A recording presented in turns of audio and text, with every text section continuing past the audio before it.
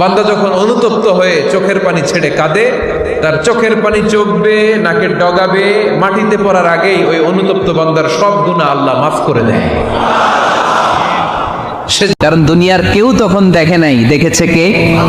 কেউ যেটা দেখে না সেটা দেখে কে? কেউ যেটা জানে না সেটা জানে কে? সবার চোখ ফাঁকি দেয়া গেলেও আমার আল্লাহর চোখ ফাঁকি দেয়া যায়?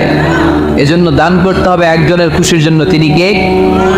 তার সাথে অন্তর থেকে কেউ যদি জীবনে একবার বলে লা ইলাহা ইল্লাল্লাহ দাখালাল জান্নাহ, তার যদি পাপ থাকে, অন্যায় থাকে, ওই পাপ আর অন্যায়ের শাস্তিগুলার পরে কোনো না কোনো দিন আমার ওই বান্দা জান্নাতে ঢুকবে।